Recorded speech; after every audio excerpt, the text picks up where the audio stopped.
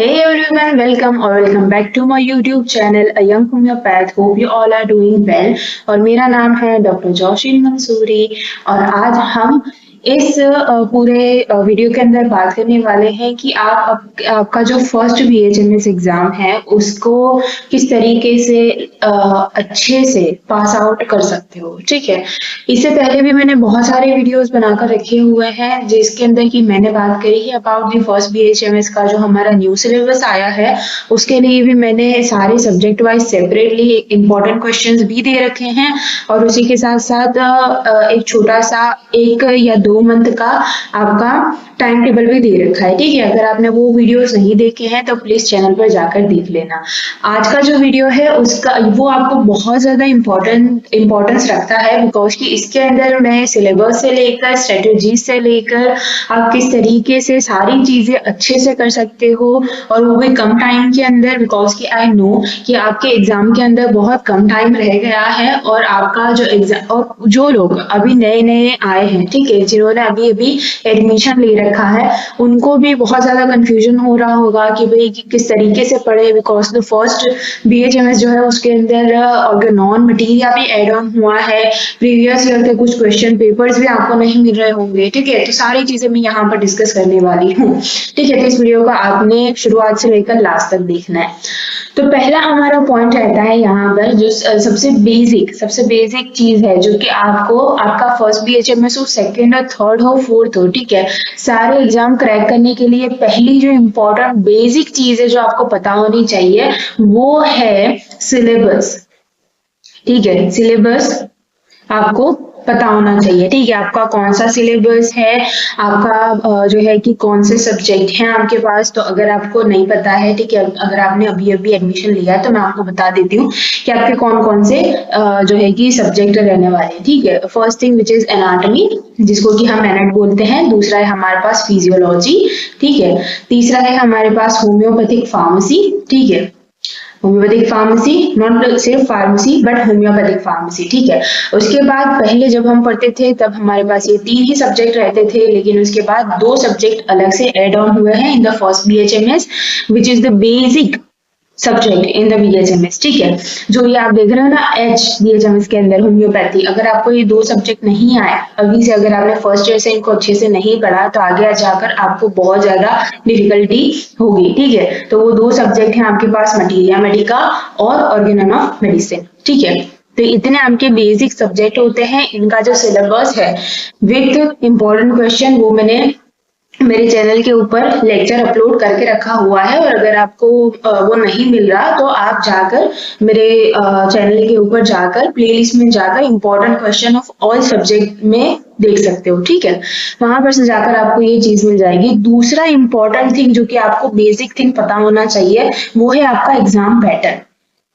ठीक है, एग्जाम का पैटर्न क्या है, आपका जो पेपर पैटर्न है वो क्या रहेगा, आपकी एग्जाम्स कितनी रहेंगी, उसके बाद आपका जो मार्किंग है वो किस तरीके से रहेगा। ठीक है, वाइवा वगैरह में क्या चीज होगी, थियोरी में क्या चीज होगी। ठीक है, ये सब बहुत सारी चीजें जो आपको पता होनी चाहिए और उसके अकॉर्डिंग आप अपना जो पूरा स्ट्रेटेजी है वो बना सको। ठीक है, तो इसके लिए भी मैंने जो यहाँ पर मैंने जहाँ पर सिलेबस दिखाया है ना उसी वीडियो के अंदर मैंने एग्जाम पैटर्न के बारे में भी बात करी हुई है। ठीक है, जो कि प्योरली NCH के तरफ से है।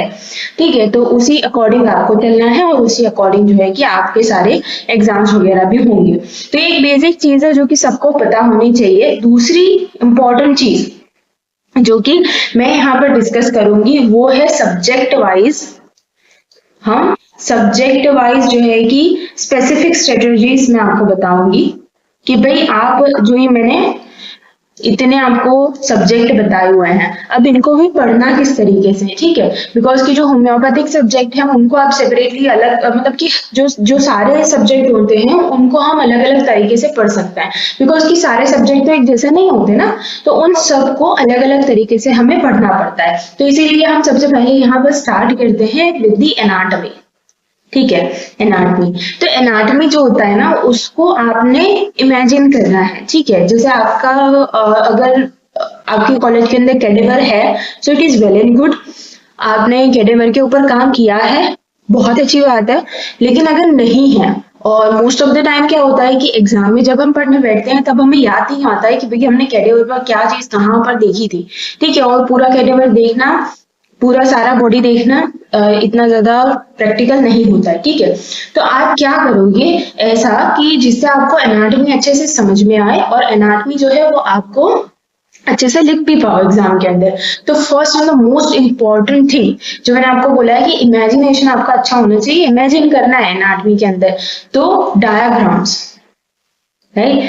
अगर कैडेवर नहीं है, कैडेवर पर काम नहीं किया है, याद नहीं रह रहा है कैडेवर के ऊपर भी, तो आप डायग्राम्स का यूज कर सकते हो। डायग्राम्स अच्छे से पढ़ो, अच्छे से देखो उसके अंदर सारी चीजें। एंड दूसरी चीज विच इज रिलेशनशिप्स। ठीक है, रिलेशनशिप्स जो आपके, एक जो ऑर्गन है दूसरा ऑर्गन है, ठीक है, एक सिस्टम है दूसरा सिस्टम है, ठीक है, उन सबके रिलेशनशिप्स आपको बहुत अच्छे से आने चाहिए। ठीक है, और तीसरा and the most important thing जो कि मुझे पर्सनली बहुत ज्यादा बेनिफिशियल रहा था जब मैं फर्स्ट BHMS में थी, कि जो लैंग्वेज है, ठीक है, एनाटॉमी की अपनी ही एक लैंग्वेज है।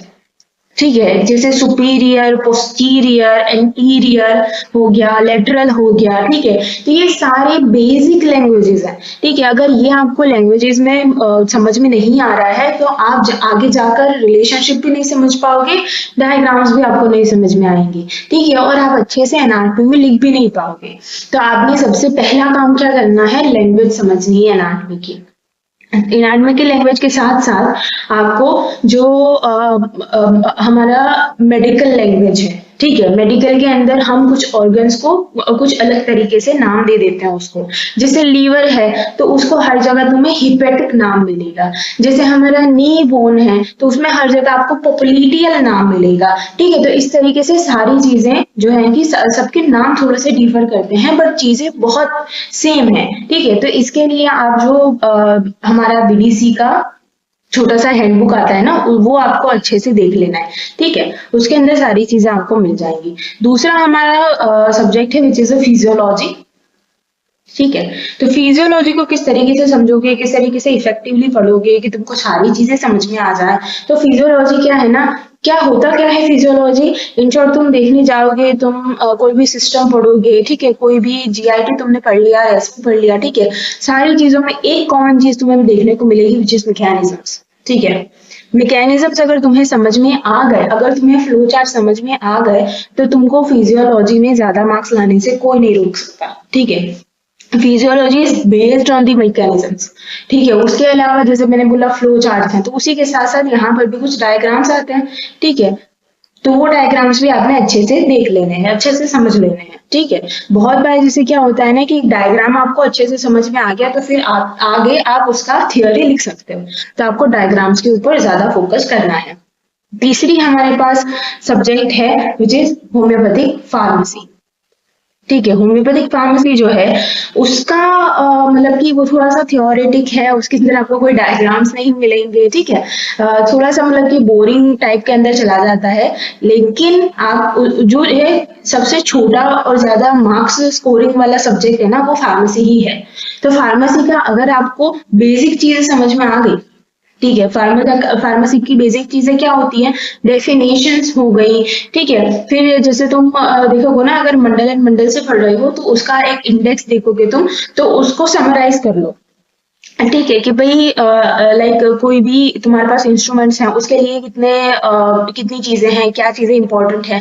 ठीक है, उन सारी चीजों को समराइज कर लो, क्लासिफाई कर लो और फिर उसको पढ़ लो। ठीक है, और फार्मेसी के अंदर जितना तुम रिकॉलिंग करोगे, जितना तुम रिवाइज करोगे, उतना ज्यादा बेनिफिशियल रहेगा। ठीक है, तो recalling is also important.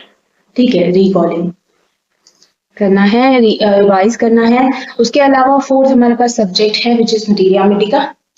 Materia Medica ना समझने में बहुत आसान है, उसको याद रखना बहुत आसान है, लेकिन आपका अगेन अगर आपकी फर्स्ट लैंग्वेज जो है कि इंग्लिश नहीं है, ठीक है, अगर आप इंग्लिश मीडियम से नहीं पढ़े हो तो आपको थोड़ी सी डिफिकल्टी आएगी, बिकॉज कि मैं खुद इंग्लिश मीडियम से नहीं पढ़ी हूँ।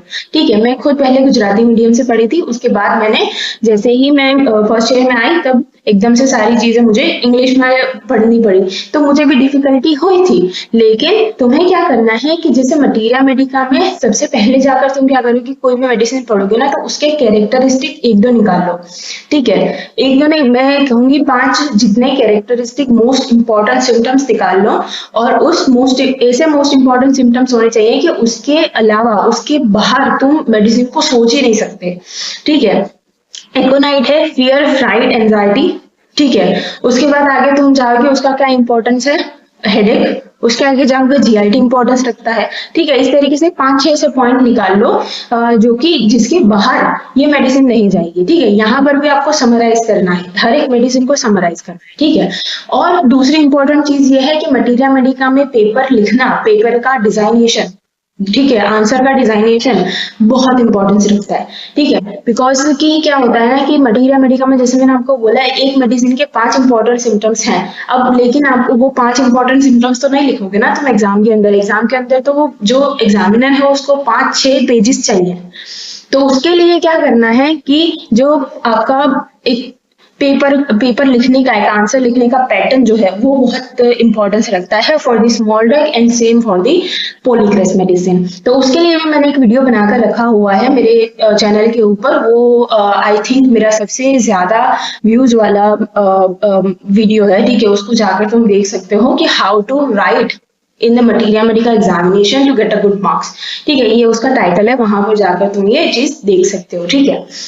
तो ये मटीरिया मेडिका है। उसके अलावा एक ये चीज तुम कर सकते हो, 5 इंपॉर्टेंट सिम्टम निकाल लो। दूसरी चीज तुम ये करोगे कि 2 मेडिसिन को कंपेयर करो एक दूसरे के साथ, ठीक है, which is comparative materia Medica, ठीक है। जो आपका बेसिक है, जो इंट्रोडक्शन वाला पार्ट है, वो भी थोड़ा सा आपका सिलेबस के अंदर है। तो उसके अंदर भी ऐसा है कि भाई तुम मटीरिया मेडिका को कौन कौन से वेज के अंदर समझ सकते हो, ठीक है। तो यहाँ पर भी क्या है कि तुम्हें 2 मेडिसिन को कंपेयर करना है। 2 मेडिसिन को कंपेयर करोगे कि तो तुम्हें शॉर्ट टाइम ऑफ पीरियड के अंदर 2 मेडिसिन याद हो जाएगी, और 2 मेडिसिन आपकी जब लिखने बैठोगे, जब एग्जाम में लिखने बैठोगे तब मिक्सअप भी नहीं होगी, ठीक है। हमारे पास 5वां हमारा सब्जेक्ट है which is Organon of medicine. तो ऑर्गेनॉन ऑफ मेडिसिन का बेसिक चीज which is language, again language, ठीक है। ऑर्गेनॉन की भी लैंग्वेज थोड़ी सी अलग है।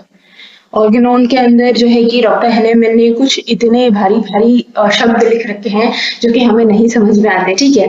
तो उसके लिए आपने ऑफ कोर्स जो मटीरिया मेडिका है, ऑर्गेनॉन है, दोनों के लिए आपने गूगल करना है, सारी चीजों को गूगल करके देख लो कि भाई उसका क्या मतलब निकलता है, क्या इसका थोड़ा सा साइकोलॉजिकल पॉइंट ऑफ व्यू भी है ऑर्गेनॉन के अंदर, तो वो सारी चीजें थोड़ी सी गूगल पर जाकर देख लो, ठीक है। उसके अलावा दूसरा इंपॉर्टेंट चीज जो कि तुम्हें एग्जाम पॉइंट ऑफ व्यू से करना है विच इज एफोरिज्म्स। अगर तुम्हें एफोरिज्म समझ में आ गए, जितने भी एफोरिज्म तुम्हारे सिलेबस के अंदर है उतने एफोरिज्म तुम्हें समझ में आ गए, तो फिर तुम्हें बहुत मतलब कि इजी रहेगा एग्जाम में लिखना। तीसरी इंपॉर्टेंट चीज जो कि बहुत सारे लोग नहीं करते हैं, ठीक है, विच इज प्रैक्टिकल अप्रोच, ठीक है। प्रैक्टिकल अप्रोच लोगे जितना ज्यादा ऑर्गेनॉन का प्रैक्टिकल अप्रोच लोगे उतना ज्यादा अच्छा रहेगा। द वेरी फर्स्ट एफोरिज्म कि भाई फिजिशियन का जो एम है, जो मिशन है वो क्या है, ठीक है। अब सिंपल सी चीज तुम सोचो, तुम्हारे वहां पर भी कोई भी डॉक्टर है तो वो बैठे क्यों है, कोई पेशेंट आता है उसके साथ बात करते हैं, उसको उसका जो भी उसकी सारी कंडीशन है उसको ठीक करने की कोशिश करते हैं, ठीक है। वही एक फिजिशियन का मिशन है। इतनी सी छोटी सी बात के अंदर हमें इतना बड़ा पूरा एक एफोरिज्म समझ में आ जाता है, ठीक है। आप अपने आसपास भी जितना ज्यादा डॉक्टर्स को तुम ऑब्जर्व करोगे उतना ज्यादा ही तुम्हें ऑर्गेनॉन समझ में आता जाएगा, ठीक है। तो ये था कि भाई आप सब्जेक्ट वाइज स्ट्रेटेजीज किस तरीके से बना सकते हो। तीसरा मोस्ट इंपॉर्टेंट थिंग जो कि मैं आपको बताना चाहूंगी, अगर आप अभी अभी फर्स्ट ईयर में आए हो, अभी अभी आपने एडमिशन लिया है, तो जो सबसे इम्पोर्टेंट चीज है वो आपके पास होनी चाहिए रिसोर्सेस, ठीक है। आपको रिसोर्सेस अगर आपके पास है भी नहीं तो आपको एटलीस्ट पता होना चाहिए कि भाई फर्स्ट इसके अंदर में मैं चीज आपको बताऊंगी जो है हमारी टेक्स्ट बुक्स, ठीक है। टेक्स्ट बुक कौन कौन सी है आपको पता होना चाहिए। दूसरा हमारे पास है which is resources, sorry resources नहीं, रेफरेंस बुक, ठीक है, रेफरेंस बुक्स। राइट। तो एक टेक्स्ट बुक होती है ना, वो पूरी अलग होती है, उसके अंदर बहुत सारी इंफॉर्मेशन होती है। दूसरी होती है जो आपकी रेफरेंस बुक, ठीक है। रेफरेंस बुक में थोड़ा सा आपको टेक्स्ट बुक से कम डेटा मिलेगा, बट बहुत अच्छे से लिखा हुआ मिलेगा, ठीक है। तो आपको अगर रिकॉल करना है, ठीक है, रिवाइज करना है, किसी चीज को बहुत कम टाइम के अंदर पढ़ना है, तो फिर आप रेफरेंस बुक की तरफ जा सकते हो। तीसरी इंपॉर्टेंट चीज जो कि आपको एग्जाम पॉइंट ऑफ व्यू से बहुत इंपॉर्टेंट रहेगी, which is your previous year के क्वेश्चन पेपर्स, ठीक है। अभी से ही उसको कलेक्ट करना शुरू कर लो, क्योंकि एंड टाइम जब आएगा ना, जब एग्जाम आएगी, एग्जाम में 1-2 मंथ बाकी होंगे ना, तो किसी भी सीनियर को पूछने जाओगे कि भाई आपके पास प्रीवियस ईयर के क्वेश्चन पेपर हैं, तो बोल देंगे कि तुम्हारी क्लास का कोई दूसरा आकर लेकर चला गया। तो सबसे पहले आपने क्या करना है, आपके सीनियर अच्छे से ढूंढने हैं। अगर सीनियर मतलब कोई नहीं मिल रहा है, अगर किसी के पास नहीं है, तो आपने क्या करना है, लाइब्रेरी में जाना है, ठीक है। हर एक यूनिवर्सिटी की लाइब्रेरी में प्रीवियस ईयर के पेपर्स पड़े रहते हैं, जाकर ढूंढना है। थोड़ा सा टाइम लगेगा, मिलेंगे नहीं, बट स्टिल आपने ये चीज करनी है, उसके अंदर से एनालिसिस करना है, ठीक है। प्रीवियस ईयर के पेपर्स देखोगे ना, तो बहुत बार ऐसा होता है कि बहुत सारे क्वेश्चन रिपीटेडली पूछे जाते हैं, ठीक है। 1 बार 2 बार, अगर 3 बार कोई क्वेश्चन पूछा गया है ना, तो ये आपका प्लस प्लस प्लस प्लस आ जाता है, मोस्ट इंपॉर्टेंट हो जाता है वो क्वेश्चन। तो there is most likely chances कि आपको भी वो क्वेश्चन पूछा जाए। इस तरीके से आपने एनालिसिस करना है कि आपका जो यूनिवर्सिटी है और आपकी आसपास की यूनिवर्सिटीज का भी कुछ क्वेश्चन पेपर देख लेना है, बिकॉज कि बहुत बार ऐसा होता है कि जो फाइनल एग्जाम होती है उसके अंदर जो पेपर निकलता है वो दूसरी यूनिवर्सिटी से आता है। तो दूसरी यूनिवर्सिटीज के अंदर भी आपकी आसपास की ही यूनिवर्सिटी से आता है, तो उसके भी क्वेश्चन पेपर्स तुम एक बार देख लो, उसका भी एनालिसिस निकाल लो, ठीक है। इससे बहुत ज्यादा बेनिफिट मिलता है, आपका बहुत ज्यादा टाइम बच जाता है, ठीक है। उसके बाद मेरे पास एक 4th इंपॉर्टेंट चीज है, ठीक है, जिसको कि हम सब निग्लेक्ट कर देते हैं। जब भी हमारी एग्जाम पास आने वाली होती है, जब भी हम जो है कि एग्जाम का स्ट्रेस लेने लगते हैं, तब हम सबसे इम्पोर्टेंट चीज जो भूल जाते हैं वो हमारी खुद की हेल्थ है, ठीक है। आप खुद एक मेडिको हो, आप खुद एक मेडिकल स्टूडेंट हो, तो आपको सबसे पहली चीज क्या करनी है, अपनी हेल्थ का ध्यान रखना है। जहां तक आपकी हेल्थ अच्छी रहेगी, तब तक आपका दिमाग अच्छे से काम करेगा। और दिमाग को अच्छे से काम करने के लिए जो मेरा पर्सनल एक्सपीरियंस है, वो है एक बहुत अच्छी सी स्लीप। मैं ऐसा नहीं बोल रही हूँ कि पूरा दिन सो जाओ, पूरी रात सो जाओ, लेकिन अगर तुम रात में 6 घंटे भी सो रहे हो, लेकिन वो तुम्हारी स्लीप ऐसी होनी चाहिए कि तुम्हारा माइंड रिफ्रेश हो जाए, तुम्हें एकदम से सारे अच्छे अच्छे थॉट्स आने लग जाए, तुम्हें अच्छे अच्छे आइडियाज आने लग जाए, ठीक है। तो एक अच्छी स्लीप बहुत इंपॉर्टेंट है।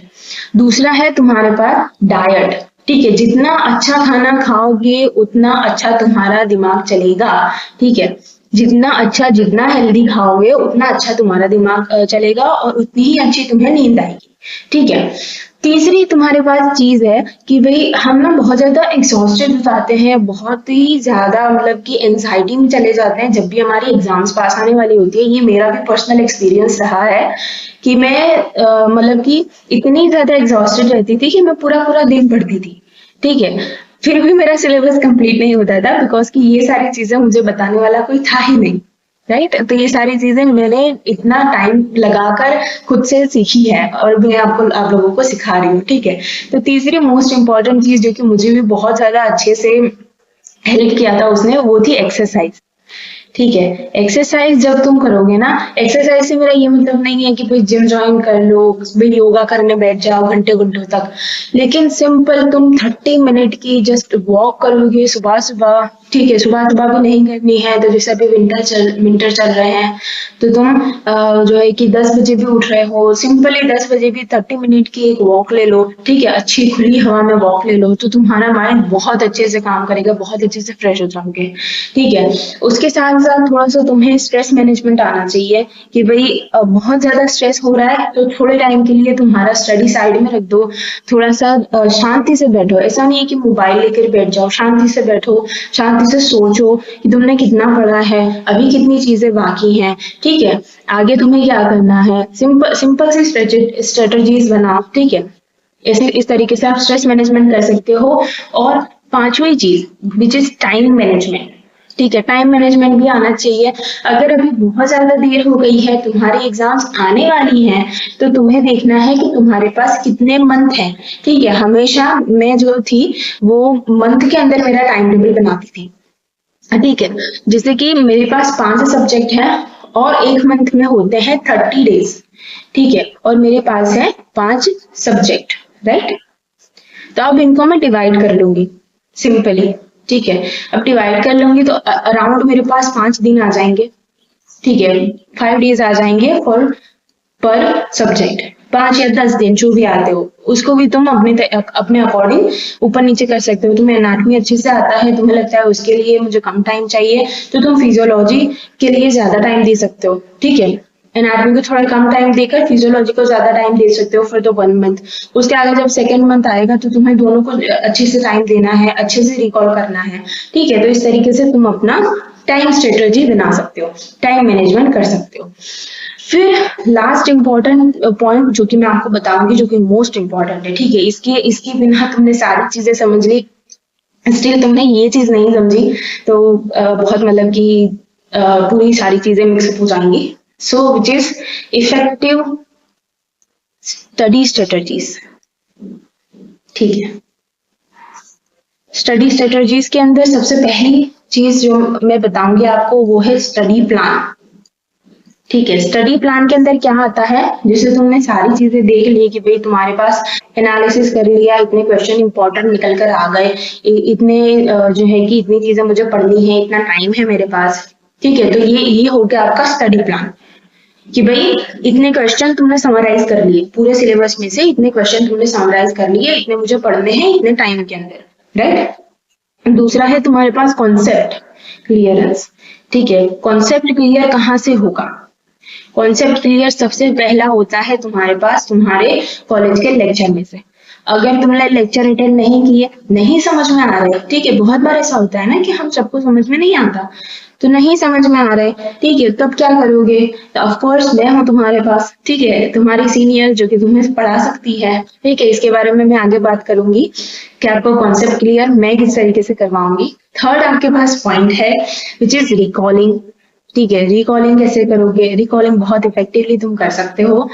उसके बाद फोर्थ हमारे पास पॉइंट है नोट मेकिंग। ठीक है, नोट मेकिंग में स्टिल बहुत ज्यादा टाइम चला जाता है, इसीलिए मैं आपके पास इन चारों चीजों जो 4 चीजें हैं, ठीक है, उनको एक ही चीज के अंदर मैंने मिक्सअप कर दिया है।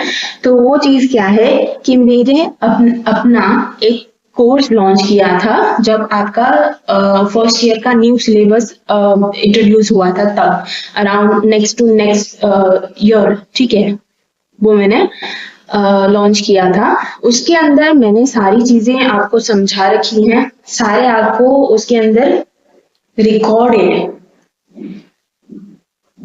वीडियो लेक्चर्स मिल जाएंगे।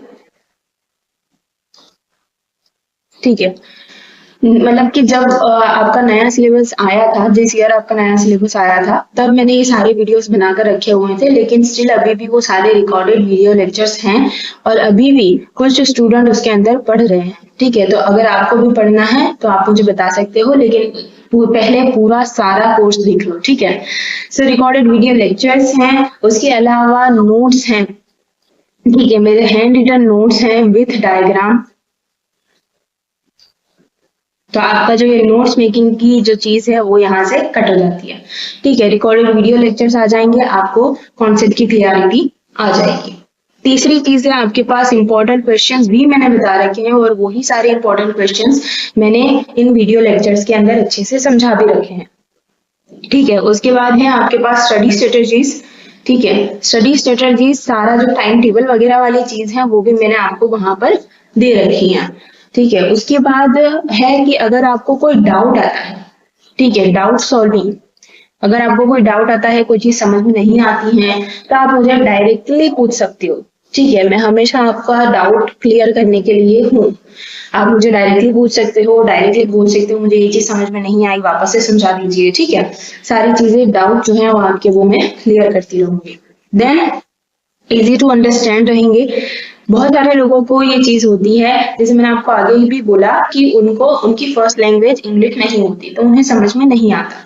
ठीक है, तो ये जो सारे रिकॉर्डेड वीडियो लेक्चर्स हैं ना, वो मैंने हिंदी लैंग्वेज के अंदर समझा रखे हैं। जैसे अभी मैं आपके साथ बात कर रही हूँ, उसी तरीके से मैंने वो सारे वीडियो लेक्चर्स रिकॉर्ड करके रखे हुए हैं। ठीक है, तो आपको सारी चीजें हिंदी के अंदर समझ में आ जाएंगी, लेकिन ऑफ कोर्स कंटेंट रहेगा इंग्लिश के अंदर। ठीक है, जिससे कि आपको एक बेसिक अंडरस्टैंडिंग मिलेगी सारे जो आपके इम्पोर्टेंट क्वेश्चंस हैं उनके बारे में। सारी चीजें हिंदी में समझ में आ जाएंगी, इजी टू अंडरस्टैंड है सारी चीजें। ठीक है, उसके अलावा अब बात कर लेते हैं हम कॉस्ट के बारे में। ठीक है, अब मैं ऐसा तो है नहीं कि इतना ज्यादा आपको प्रिविलेज दे रही हूँ, इतनी सारी चीजें दे रही हूँ तो मैं आपको बहुत ज्यादा कॉस्ट में रखूंगी इस चीज का, लेकिन बहुत मैंने मिनिमल कॉस्ट रखा है बिकॉज कि मुझे पता है कि कितना ज्यादा डिफिकल्ट रहता है कि एक नया स्टूडेंट जब BHMS में आता है, मेडिकल में आता है, उसका कोई मेडिकल का बैकग्राउंड नहीं है, उसे कोई समझाने वाला नहीं है। ठीक है, तब कितना ज्यादा डिफिकल्ट सारी चीजें रहती है मुझे पता है। ठीक है, इसीलिए मैंने कॉस्टिंग बहुत कम रखने की कोशिश करी है, जो कि है अराउंड 500 ओनली। 500 के अंदर वन टाइम पेमेंट है ये। 500 के अंदर आपको सारे रिकॉर्डेड वीडियो लेक्चर्स मिल जाएंगे, नोट्स मिल जाएंगे, IMP क्वेश्चंस मिल जाएंगे, स्टडी स्ट्रेटेजीज मिल जाएंगी, टाइम टेबल मिल जाएगा। ठीक है, इतनी सारी चीजें आपको दूसरा कोई नहीं देगा। ठीक है, इवन तो आप खुद भी नहीं कर पाओगे इतनी सारी चीजें। ठीक है, तो अगर आपको उस कोर्स के अंदर एनरोल करना है तो आपने सिंपली मेरे जो ईमेल अकाउंट है वो मैं डिस्क्रिप्शन बॉक्स में फर्स्ट पिन कमेंट के अंदर बता दूंगी, वहां पर जाकर आपने जस्ट सिंपली मुझे मैसेज करना है कि मैम मुझे फर्स्ट ईयर का BHMS का कोर्स लेना है। ठीक है, इस तरीके से आप मुझे ईमेल कर सकते हो, मैं आपको वहां पर आगे जाकर सारी चीजें बता दूंगी। ठीक है, तो होपफुली आपको इस वीडियो के अंदर सारी चीजें अच्छे से समझ में आई होंगी। जो भी सारी स्ट्रेटेजीज मैंने आपको बताई हैं, जो भी सारी चीजें मैंने आपको समझाई हैं, वो अच्छे से समझ में आई होंगी। Still, if you have any doubt, then you can ask me in the comment section. And thank you so much for watching.